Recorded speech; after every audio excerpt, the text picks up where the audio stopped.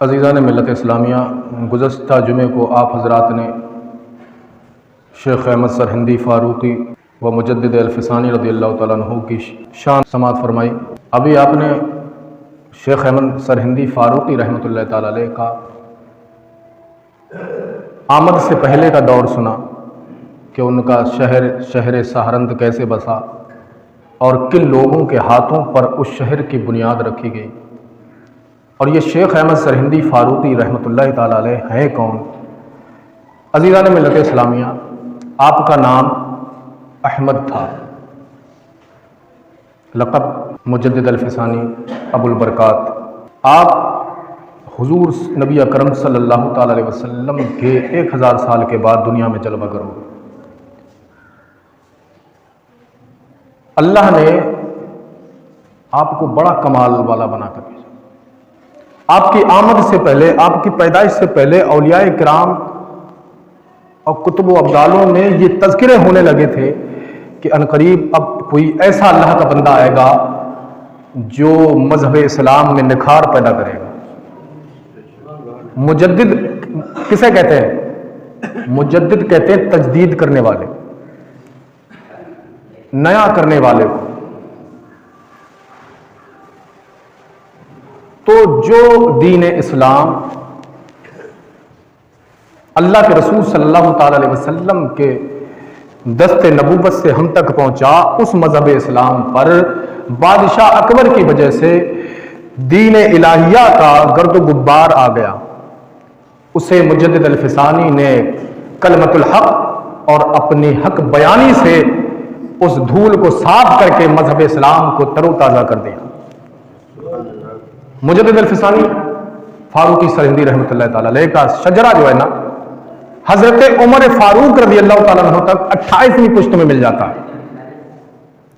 हजरत उमर फारूक से। और उलमा कहते हैं हजरत उमर के बेटे अब्दुल्ला बिन उमर, यार कमाल देखो कैसे लोग थे।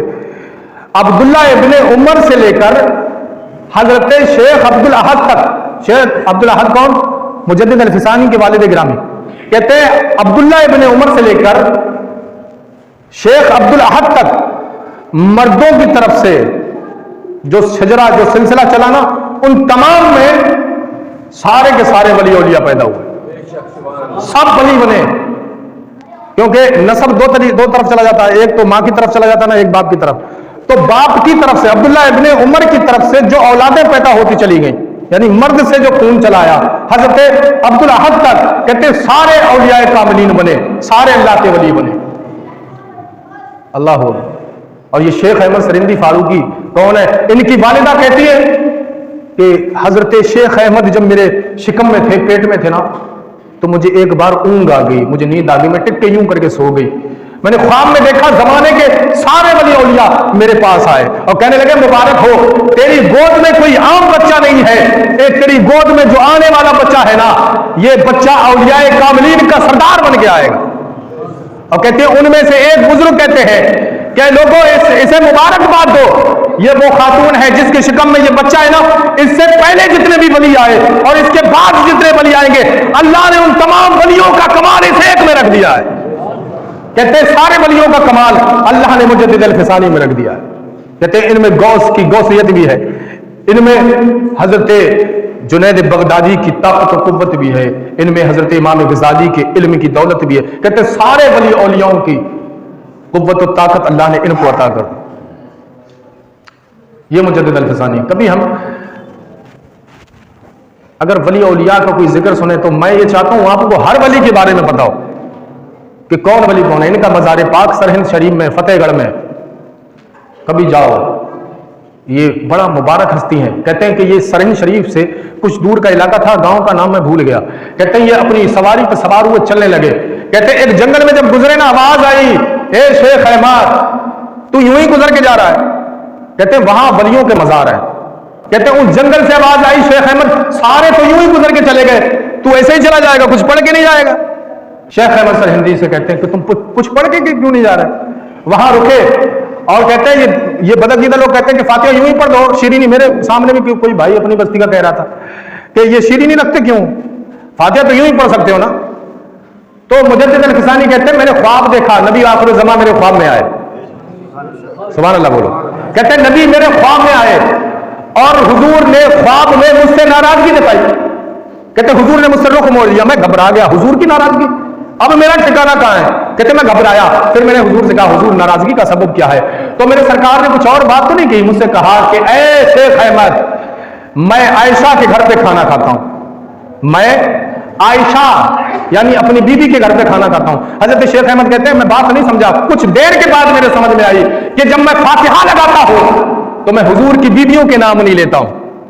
कहते हैं उस दिन के बाद से मैंने हुजूर की बीबियों के भी नाम लेना शुरू कर दी। तो पता ही चला खाने पे फातिहा लगाते हैं ना तो ईसाले सवाब करना भी जायज है, जरूरी है।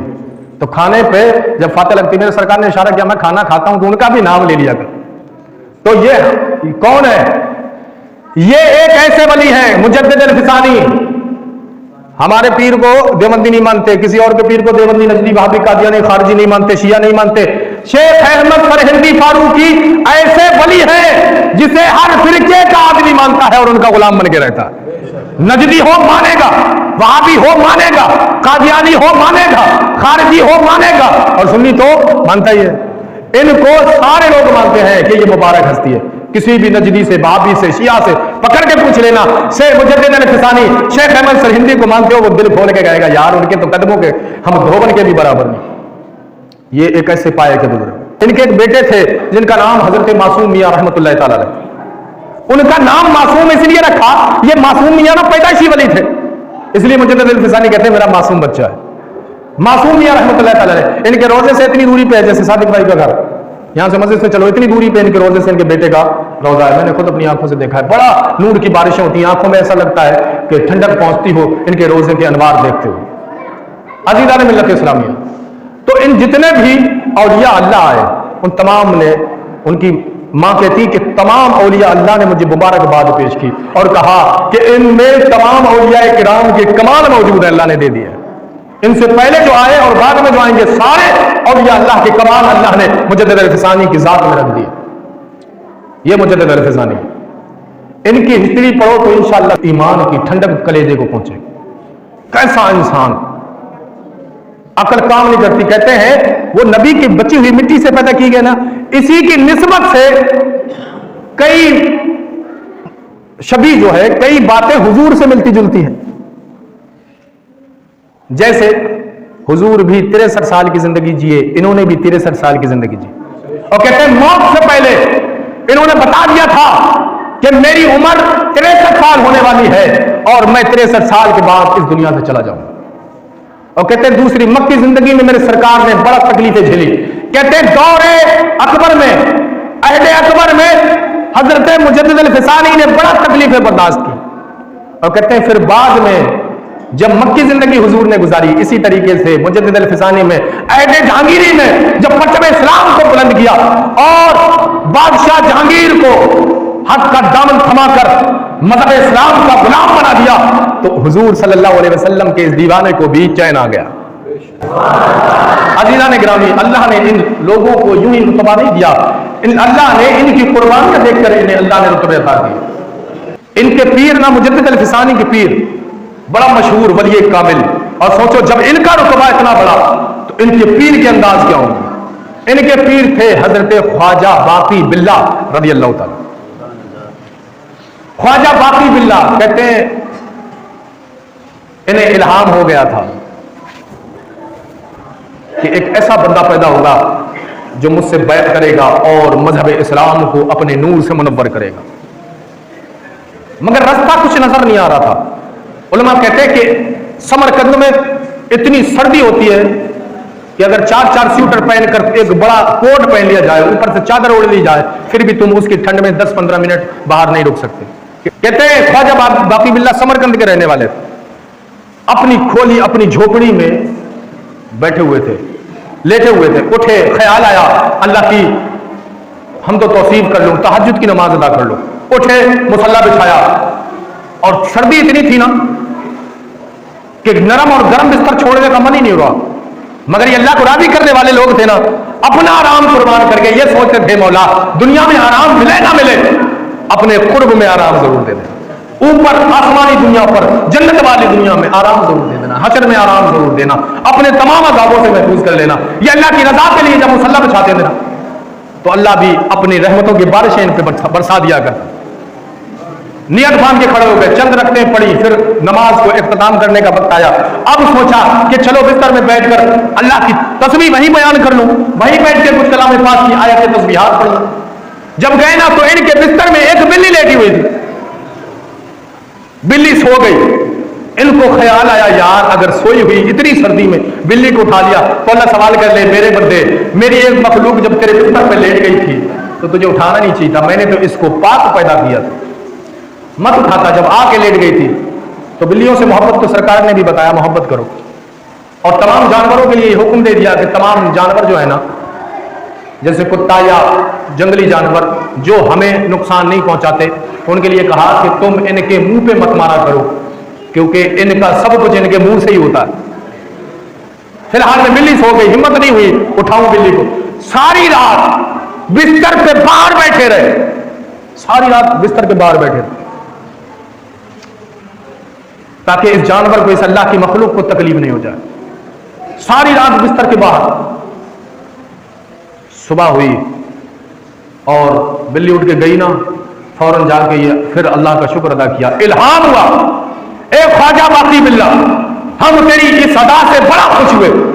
अब तुझे ये इनाम तेरा रब देता है कि तू अब समरकंद छोड़कर दिल्ली चला जा, और दिल्ली जब पहुंचेगा तो मैं तुझे अपने ऐसे मखसूस बंदे से मिलाऊंगा कि जो तेरा मुरीद बन के रहेगा और कायनात को अपने नूर से मुनव्वर करे। तो हजरत मुजद्दिद अल-फिसानी दिल्ली जाके हजरत ख्वाजा बाकी बिल्ला की बारगाह में मुरीद हुए, उनका कुर्ब हासिल किया। अब सोचो तो, वो जानवरों से भी प्यार करते थे, हम इंसानों से प्यार नहीं करते। हमें भाइयों से प्यार नहीं रहा, हमें अजीज व अकरबा से प्यार नहीं रहा। मखलूक से अगर मोहब्बत करोगे ना तो इंशाल्लाह जमाना, तुम्हारी तकदीर सब कुछ बदल जाएगी। एक अल्लाह वाली थे ना, वो अपनी बेगम के लिए कपड़ा लेके आए, तो बेगम से कहा कपड़ा कैसा लगा तुझे? तो बेगम कहने लगी कपड़ा मुझे बड़ा पसंद आया, बड़ा अच्छा कपड़ा है, बड़ा अच्छा रंग है, बड़ा अच्छा निखार है इस कपड़े में, चमक है। ये तारीफ बेगम करती जा रही थी ना, उन्होंने यूं करके कपड़ा उठाया, लेके चल दिए। बेगम इंतजार में करने लगी कि कपड़ा लेके पता नहीं किधर चले गए। काफी देर के बाद जब कपड़ा लेके वापस आए ना, तो बेगम ने पूछा तुम ये कपड़ा लेके किधर चले गए थे? कहा जब मैं कपड़ा लेके आया ना, तू कपड़े की तारीफ कर रही थी, मैं कपड़े की तह खोल रहा था। जब मैंने तह खोली ना, तो मुझे उसमें एक चींटी नजर आई। क्या नजर आई? एक चींटी नजर आई, और मैंने उसी तरीके की चींटी उस बजाज उस कपड़े वाले की दुकान में देखी। मुझे ख्याल आया मैंने इस चींटी को अगर यहीं झाड़ दिया तो ये अपनी कौम से बिछड़ जाएगी। मुझे ख्याल आया कि इस चींटी को मैं वहीं झाड़ के आऊंगा ताकि ये अपने हमसायों में जाके मिल जाए। इतने रहम करने वाले, अल्लाह की मखलूक से इतने प्यार करने वाले होते थे, ये इतना प्यार करते थे। और अगर हम ऐसे बन गए तो इंशाअल्लाह मुसलमान बेसहारा और लावारिस कभी नहीं रहे। हम बने तो मखलूक पे रहम करने वाले बने तो सही, हम उनसे प्यार करने वाले बने तो सही। हजरत मुजद्दिद अल-फिसानी के गुलाम बन के रहो, उनके तरीक़ेकार पर अमल करो, उनके अहकामों की पाबंदी करो। यही मुजद्दिद अल-फिसानी रहमतुल्लाह अलैह। बड़ा प्यारा वाक़या याद आ गया मुझे। खत बनवाना था इन्हें, हजामत के लिए निकले ना, एक नाई के पास गए। नाई यूं करके दौड़ता हुआ जा रहा था, मुजद्दिद अल-फिसानी ने पकड़ लिया और कहा कि भाई किधर जा रहे हो? मेरी हजामत बना के चले जाना। तो कहा नहीं, मैं पाकपतन यानी आज पाकिस्तान जा रहा हूं, मैं पाकिस्तान जा रहा हूं बाबा फरीदुद्दीन गंज शक्र रहमतुल्लाह ताला अलैह के दरबार में हाजिरी लगाने। तो उन्होंने कहा यार थोड़ी देर के बाद चला जाना, मेरी ये हजामत बना दे, खत बना दे। तो वो बोला नहीं, मैंने इरादा कर लिया, मुझे पाकपतन शरीफ पहुंचना ही है। बाबा फरीदुद्दीन गंज शक्र की बारगाह में हाजिरी का मैंने अहद कर लिया। अल्लाह अकबर।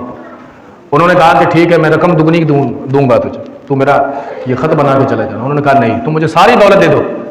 मुजद्दिद अल-फिसानी कह रहा सारी दौलत दे दो फिर भी नहीं रुकने वाला। इरादा कर लिया ना, बाबा फरीद के दर पे जाना है तो बस जाना ही है। तो अब अल्लाह ने वलियों को भी इख्तियार दिया है। अल्लाह कि ये वली कहते हैं कि अगर तू पाक पत्तन शरीफ यानी बाबा फरीदुद्दीन गंज शकर की बारगाह में जाएगा ना, जितना सवाब तुझे वहां जाके मिलेगा ना, उससे दुगना सवाब मैं तुझे यहीं दे दूंगा। अल्लाह से उतना सवाब मैं तुझे यहीं दिलवा दूंगा। अल्लाह अकबर। उसने कहा नहीं, मुझे जाना है तो बस जाना ही है। कहा उससे 4 गुना ज्यादा। वो बोला नहीं, दुनिया की कोई ताकत मुझे नहीं रोक सकती, मैं तुम्हारी हजामत तुम्हारा ये काम नहीं कर सकता, मुझे बस इरादा है तो मैंने इरादा कर लिया, मुझे जाना ही है, मुझे नहीं रुकना। अल्लाह अकबर।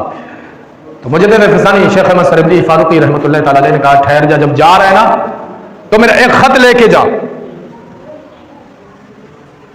खत लेके जा, और ये खत एक बुजुर्ग मिलेंगे ना उनको दे देना। तो वो नाई कहने लगा कि मैं उनको पहचानूंगा कैसे, किसको देना? तो कहा कि तुझे पहचानने की जरूरत नहीं है, वो खुद तुझे बुलाएंगे कि ला शेख अहमद के पास से मेरा खत लेके कौन आया है, तुझे ढूंढने की जरूरत नहीं। कहते एक कागज लिया और यूं करके उस कागज पे उंगली फिरा दी। वो हैरान हो गया, नाई देख रहा है यार लिखा तो कुछ नहीं है, सादा कागज दे रहे और भेज दिया। कहते जब गया उनके उर्स मुबारक में शामिल हुआ, वहां के जलवों से मुनव्वर हुआ, वहां की नूरानी बारिशों में नहाया ना, चलने लगा। जब घर की तरफ मुड़ा ना, ख्याल आया वो सादा कागज पहुंचाना है ना किसी के पास। एक टाइम तो ख्याल आया कि क्या सादा कागज देना है, क्या फायदा, मगर सोचा अमानत तो अमानत है, पहुंचाना जरूरी है। कहा सादा कागज है, कोई बात नहीं, चलो देख के आता हूं। जब गए ना वहां के हरम में पहुंचा, वहां के दर में पहुंचा ना, तो देखा एक बुजुर्ग आवाज लगा रहे थे, ए कौन लाया है मुझे दिल फिसानी का कागज, वो खत लेके कौन आया? अल्लाह अकबर। वो दौड़ के गया कि मैं लेके आया हूं। कहा ठीक है लाओ, रुक्का लेके आओ, वो खत लाओ, किधर है? तो वो खत बढ़ाया ना, सादा कागज था ना। ये हैरान था कि यार ये क्या मामला है। वो सादा कागज लिया ना, यूं करके उन बुजुर्ग ने देखा और मुस्कुरा दिए, यूं करके देखा और मुस्कुरा दिए। तो उन्होंने भी दूसरी पलट में अपनी उंगली से कुछ लिख दिया। कमाल देखो अल्लाह वालों का। बहुत सी भाषाएं ऐसी है ना जो कलम नहीं समझता, दिल समझ जाता है। कलम नहीं समझा सकता, दिल समझा देता है। आज इमाम हुसैन की ये कातिबों ने दास्तां लिखी है ना, कलम वो बयान नहीं कर सकता जो दिल महसूस करता है। तो ये दिल में दूर रह के ना दिल की बातें हो रही थी, उन्होंने भी उंगली से लिख दिया। वो नहीं और परेशान हो गया, क्या उन्होंने तो उंगली से लिखा, समझ में नहीं आया। अब ये तो उसे पढ़ के मुस्कुरा दिए, इन्होंने भी कुछ लिख दिया, ना इधर लिखा है ना उधर लिखा है। ये भी बोले कि जा ठीक है, जा शेख अहमद सरहिंदी फारूकी को मेरा यह खत दे देना। अल्लाह अकबर। ये खत लेके हजरत मुजद्दिद अल-फिसानी रहमतुल्लाह तआला अलैह की बारगाह में आया। जब दिया ना तो इन्होंने जब दूसरी पलट देखी ना, ये भी पढ़ के मुस्कुरा दिए। अल्लाह अकबर। अब ये नाई कहने लगा हुजूर पैगाम पहुंचाया, तुम्हारा वहां पहुंचा दिया, उनका यहां पहुंचा दिया, मगर उन्होंने पढ़ा वो भी मुस्कुरा दिए, तुमने पढ़ा तुम भी मुस्कुरा दिए। मेरे दिल में बेचैनी पैदा हो गई, हुजूर बताओ तो सही तुमने क्या लिखा, उन्होंने क्या पढ़ा, उन्होंने क्या लिखा, तुमने क्या पढ़ा, मुझे समझाओ ताकि मेरे दिल को चैन आ जाए। अल्लाह अकबर। शेख अहमद सरहिंदी फारूकी रहमतुल्लाह तआला ने कहा, मैंने अपनी उंगली से लिखा कि बाबा फरीदुद्दीन गंज शकर, तुम पाक पतन बुला के हजारों का मजमा इकट्ठा करते हो, तुम्हारा फैज तो सारे आलम में बटता और बरसता है, तुम अपने दर पे ही क्यों बुलाते हो? रोक दो सारे लोगों को और कहो कि बाबा फरीदुद्दीन गंज शकर को जहां से तुम याद करोगे वहां से फैज पाओगे। बाबा फरीद को जहां से याद करोगे वहां से फैज पाओगे। ए बाबा फरीदुद्दीन गंज शकर, तुम ऐलान कर देना, दर पे बताओ, जहां हो वहीं रह जाओ। अल्लाह अकबर। कहते वो मेरी ये बात पढ़ के मुस्कुरा दिए। अल्लाह अकबर। वो नहीं कहने लगा हुजूर उन्होंने क्या लिखा जो तुम मुस्कुरा दिए, उन्होंने ऐसा क्या लिखा जो आप मुस्कुरा दिए। अल्लाह अकबर। कहते हैं बाबा फरीदुद्दीन गंज शकर रहमतुल्लाह तआला अलैह ने अपने अंगुस्ते विलायत से लिखा कि ऐ शेख अहमद सरहिंदी, तू कहता है सारी दुनिया को अपने दर पे आने से रोक दे, तुझसे एक नाई ना रुक सका, मैं कायनात कैसे रोक लूं? अरे तुझसे जब ये ना रुका तो मैं इतने सारों को कैसे रोकूं? जो आएगा वो भी फैज पाएगा और जो दूर रहेगा वो भी बाबा फरीदुद्दीन का फैज पाएगा। तो ये औलिया अल्लाह ने जहां से पुकारोगे ये वही तुम्हारी मदद के लिए आ जाएंगे। हमारा अकीदा है, दिल से पुकारो तो सही, याद तो करो दिल से, आओ तो इनके तरीकेकार पर अमल तो करो इनकी बातों पर। मेरे अजीजों, इंशाअल्लाह दुनिया भी आसानी से गुजरेगी, आखिरत में भी आसानी हो जाएगी। अजीज़ान मिल्लत इस्लामिया, वाक़ियात और इनके जो पूरा अहद अकबर और अहद जहांगीरी पूरा रह गया है, मैं बात करूं तो कई जुमे गुजर जाएंगे। इंशाअल्लाह अज़्ज़ व जल अल्लाह से दुआ है इस सुनने की बरकत से हम सबको मालामाल फरमाए, हमारे कहने में कोई भी गलती लफ्ज़ सहवन हुई हो मौला माफ़ फरमाए। बुलंद बात तमामी हजरात पढ़े दें ला इलाहा इल्लल्लाह मुहम्मद रसूलुल्लाह।